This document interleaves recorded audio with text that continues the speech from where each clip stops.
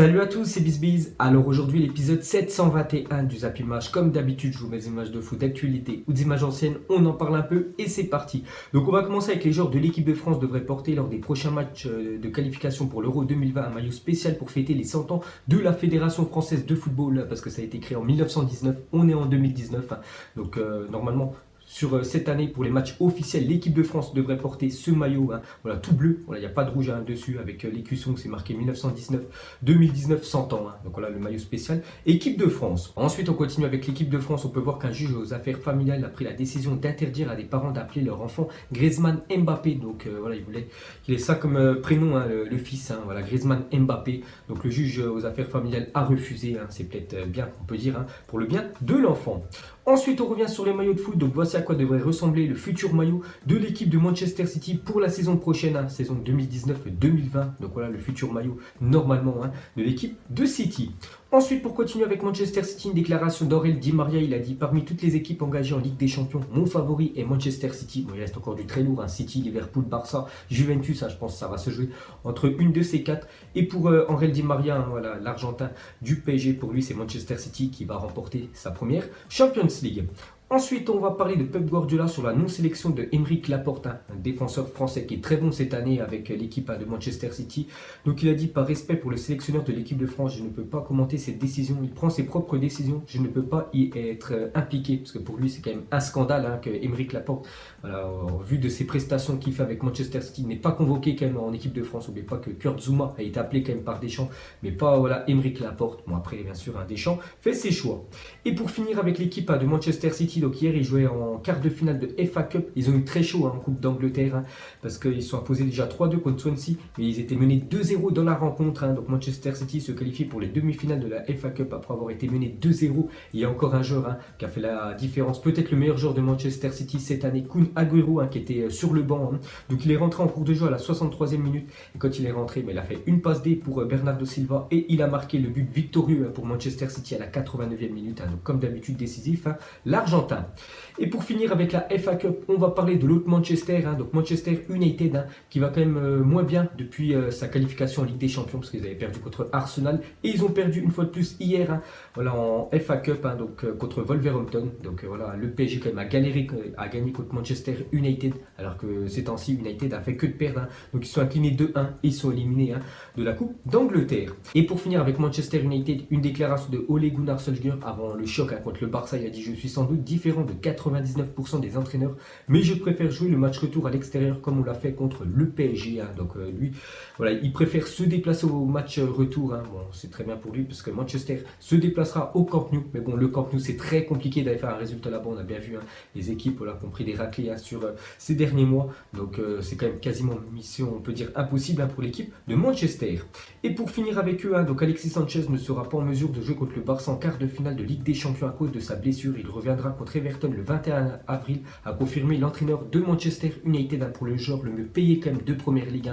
Souvent, on peut dire décevant cette année, et quand il n'est pas décevant, il est blessé, voilà, Alexis Sanchez, donc il devrait louper la double confrontation contre le Barça, et bien sûr son retour à Barcelone. Ensuite, on quitte l'Angleterre, direction l'Espagne. On va parler du Real Madrid, parce que c'était la première de Zidane sur le banc, voilà, du Real Madrid, depuis son retour. Donc, première réussie pour Zizou, vu que son équipe s'est imposée 2-0 contre le Celta Vigo. Donc, Isco et Gareth Bale. Donc, Isco, il n'était plus du tout titulaire ces derniers mois, quand même, avec Solari.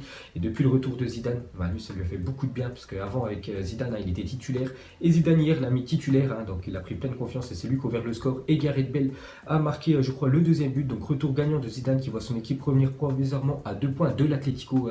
Eux qui sont inclinés, on parlera un petit peu après, 2-0 à l'Athletic Bilbao. Ensuite, on continue avec le Real Madrid, donc des choix forts dans la composition de Zidane pour son retour sur le banc du Real Madrid. Donc déjà, Thibaut Courtois qui était arrivé l'été dernier, déjà lui a commencé sur le banc.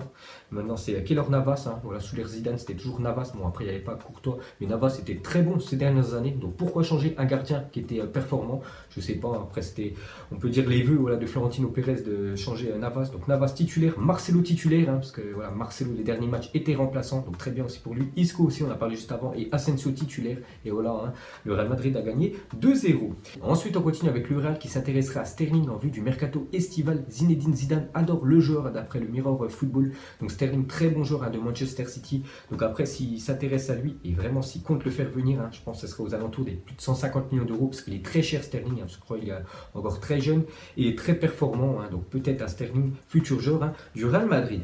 Et pour finir avec l'équipe de Madrid, donc d'après le journal AS, Zidane veut recruter Julian Brandt, 22 ans, qui dispose d'une clause de départ de 25 millions d'euros. Donc lui, en plus, il a été élu meilleur joueur du championnat allemand sur ce mois de février. Donc jeune joueur du Bayer Leverkusen. Je pense pas beaucoup connaissent. On peut voir que Zidane pourrait lever son option d'achat parce que c'est seulement aux alentours des 25 millions d'euros. Ensuite, j'ai jeté un coup d'œil aux affiches de la journée, donc au match intéressant.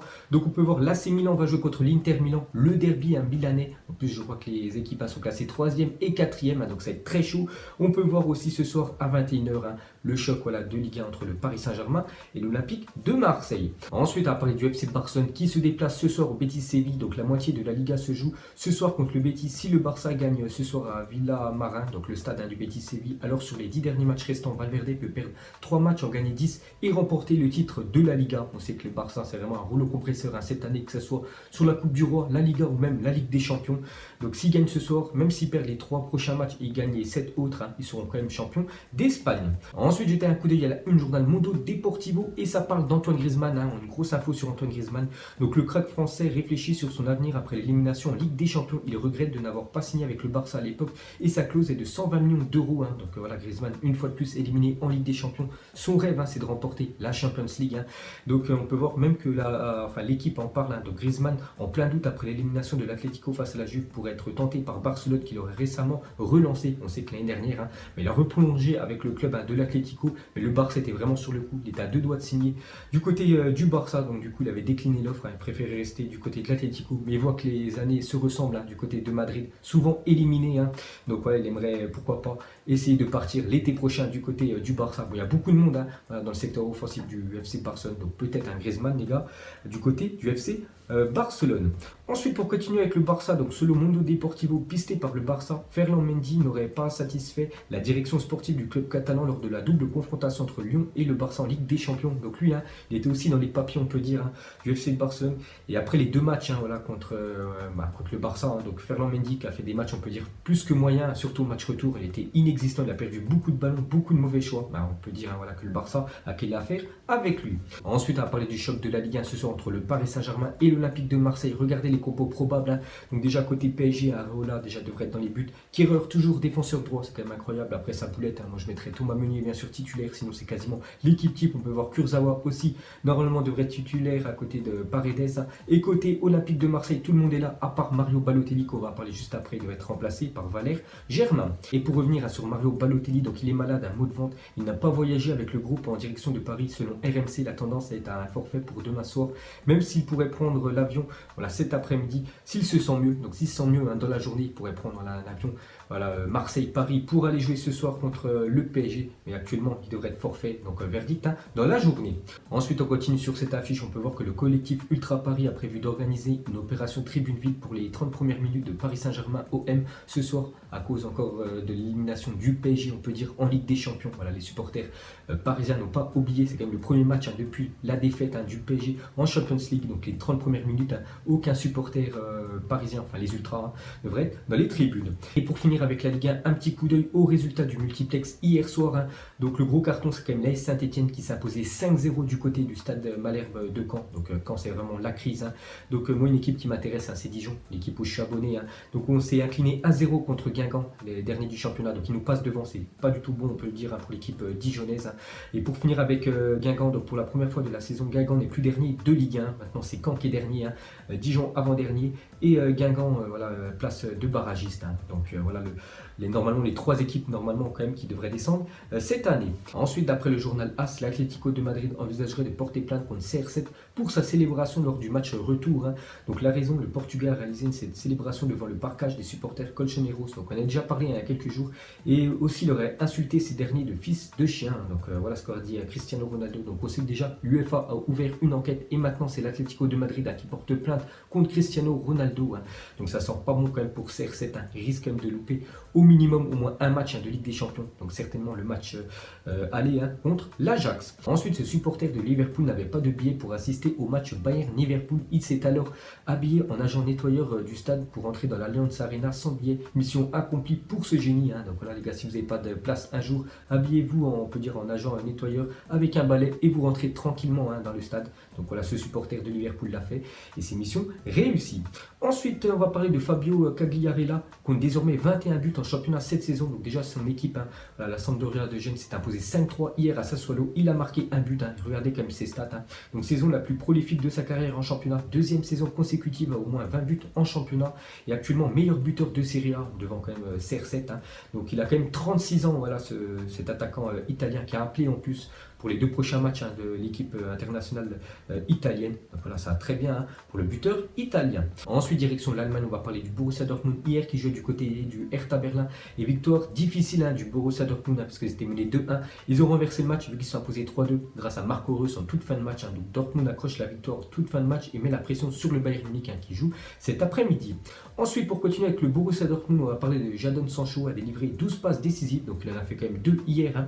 Donc cette saison en Bundesliga, il est le meilleur passeur des 5 grands championnats avec Lionel Messi. N'oubliez pas qu'il a seulement 18 ans, ce jeune joueur anglais. Ensuite officiel, Alexandre Pato a résilié son contrat avec le Tianjin Tianhai, donc ancien joueur de Villarreal. Il a aussi joué du côté de l'AC Milan, il a joué dans les plus gros clubs de la planète. Alexandre Pato qui avait beaucoup de potentiel, mais bon, bien sûr, il a préféré l'argent que le niveau sportif, on peut dire. Donc il est parti en Chine depuis quelques années, on n'entend plus du tout parler de lui. Donc là, il a résilié voilà, son contrat avec son club chinois, donc peut-être un retour pour l'ancienne gloire, on peut dire, brésilienne. Et pour finir ce Zapimage, on va terminer avec le choc ce soir entre le Paris Saint-Germain et l'Olympique de Marseille. Donc mettez-moi un petit prono, on peut dire, en commentaire. Donc moi, je vois déjà une victoire du Paris Saint-Germain. Donc voilà, ils vont vouloir se racheter après la défaite contre Manchester United. Donc je vois quand même un gros score du PSG contre Marseille. Allez, je vais dire 5-1 pour l'équipe parisienne. Donc voilà les gars, la fin du Zapimage 721. Donc si ça vous a plu, un petit like et je vous ferai l'épisode 722 demain. Donc moi, je vous laisse et je vous dis à la prochaine, comme d'habitude. Ciao à tous. Donc on l'a maquillé avec tes mensonges. Et que son âme est moche, plus qu'à la maquiller avec tes mensonges. Je sais pas ce qui se passe dans ma tête. Parfois, je voudrais sauver la terre. Parfois, je voudrais la voir brûler. Ça va pas trop, je roule un terre. Trop de haine pour 9 mètres carrés. Tristesse, faut pas.